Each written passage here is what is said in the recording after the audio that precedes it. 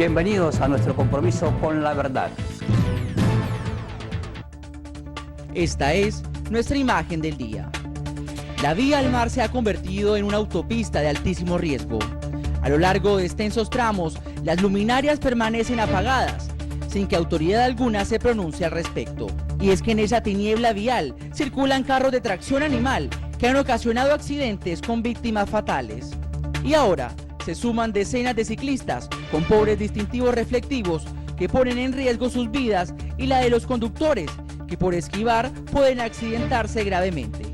La autoridad vial debe restringir la circulación de vehículos de tracción animal en horas de la noche sobre todo y obligar a los ciclistas a usar verdaderos distintivos para que puedan ser divisados en esa boca de lobo en la que se ha convertido la vía al mar. Muy buenas noches, esas son las noticias de las 6:30 por aquí por Telecaribe. Las noticias de la región, Colombia y el mundo están aquí y ahora. Bienvenidos a nuestro compromiso con la verdad.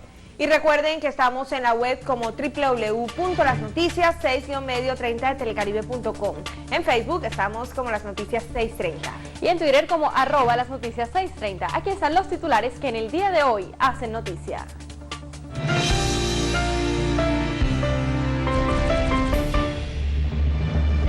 Amenazados Petro e Iván Cepeda y abogado de derechos humanos. Conmoción nacional por nuevas chuzadas. Entre los afectados, miembros de la mesa de negociación de La Habana, periodistas y dirigentes políticos. Distrito da solución a impases con el Gaula componente Ejército. Continúa polémica por cambios en la programación del canal regional Telecaribe. Así, fue capturado un extorsionista en Barranquilla. La reina del carnaval, Maki Díaz Granados, visitó el entrenamiento del Junior y a bailar todo el mundo. Y el Carnaval de Soledad ya tiene soberana, por supuesto, y estuvo aquí en las noticias. ¿Quién es? Al final de la emisión ya nos vemos.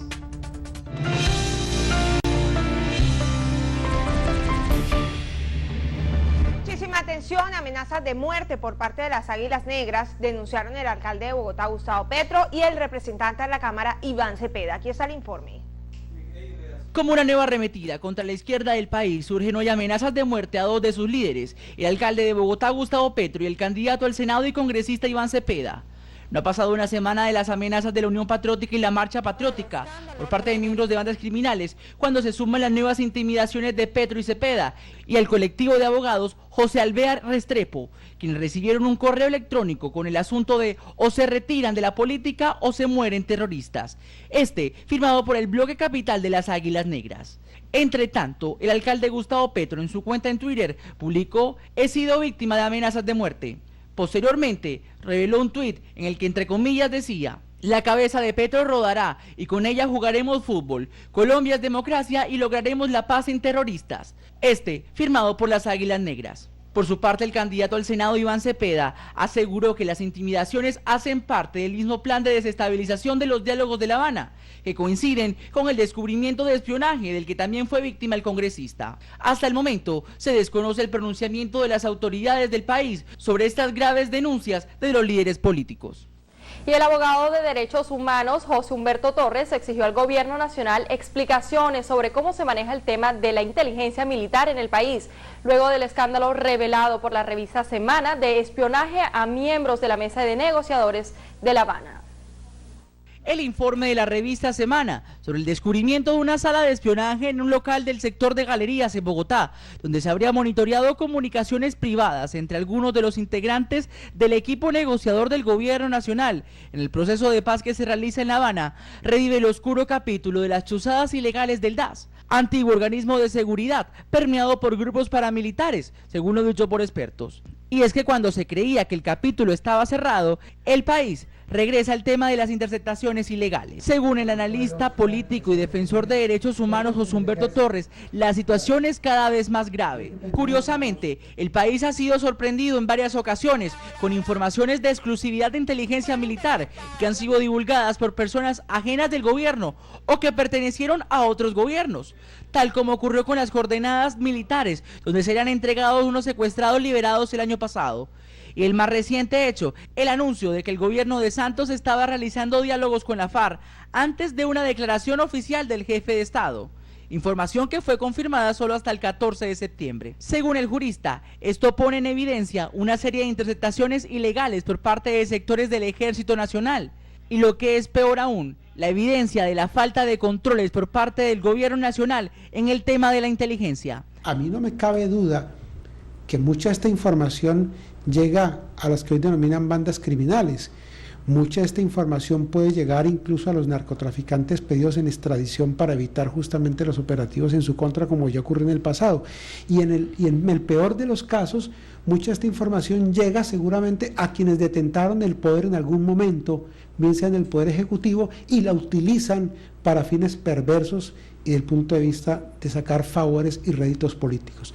El informe también revela que la ex senadora Piedad Córdoba y el representante a la Cámara, Iván Cepeda, fueron objetos de espionaje. Según Torres, esto evidencia la persecución a los grupos de oposición en el país. Nunca salimos de ese escenario, de esos sobre en que vivimos muchos de los que trabajamos en derechos humanos, de los que hacen oposición política al gobierno y al Estado. Para José Humberto Torres, la centralización de los 5 organismos de inteligencia que tenía Colombia hace 2 años en uno solo, como es el CIME, Central de Inteligencia y Contrainteligencia Militar, ubicado en el norte de Bogotá, se convierte en un mayor riesgo para la seguridad de los ciudadanos. Haber centralizado esas labores de inteligencia en un solo aparato que no tiene la vigilancia estatal, que no tiene control político y que está, dijéramos, al libre arbitrio de quien esté en el Comando General del Ejército, al frente de la Dirección Nacional de Inteligencia, es un grave problema que es mucho mayor que el anterior. Si antes habían 4 o 5 entidades que hacían inteligencia, se supone que habían 5 o 6 ojos que estaban viendo, que estaban revisando, que estaban controlando. Hoy no sabemos realmente quién controla esa centralización de la inteligencia en Colombia y, sobre todo, qué se hace con la información que allí se obtiene. Asimismo, el abogado aseguró que en reiteradas ocasiones las organizaciones de derechos humanos han pedido reunirse con el ministro de Defensa para saber qué está haciendo el gobierno para controlar el tema de la inteligencia y qué se hace con esa información, pero hasta el momento ha sido casi que imposible concertar una reunión, según afirmó Torres. Jason Barandica, en las noticias. Fueron interceptadas las comunicaciones de los negociadores del proceso de paz en La Habana, Cuba. El presidente Juan Manuel Santos pidió investigar quiénes están detrás de todo esto. Como inaceptables fueron señaladas por el presidente Juan Manuel Santos las interceptaciones ilegales de las comunicaciones de los negociadores en el proceso de paz en La Habana, denunciadas por el portal semana.com.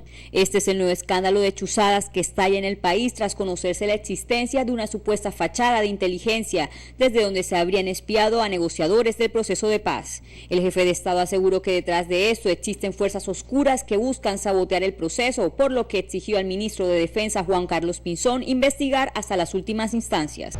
Estas fuerzas oscuras que están tratando de sabotear procesos, como el proceso de paz, están involucradas en esto, tienen contactos internos, ¿qué buscan? Eso es lo que quiero que se investigue a fondo y le he dado instrucciones perentorias al señor ministro para que proceda en esa dirección. En revelaciones hechas por semana.com, varias irregularidades llamaban mucho la atención del sitio donde se hacían las interceptaciones. En un local de 2 pisos donde funcionaba en la primera planta un restaurante donde vendían almuerzos ejecutivos a 5.500, y lo que llamaba poderosamente la atención es que estaba fuertemente vigilado por 2 guardias y 2 cámaras de seguridad.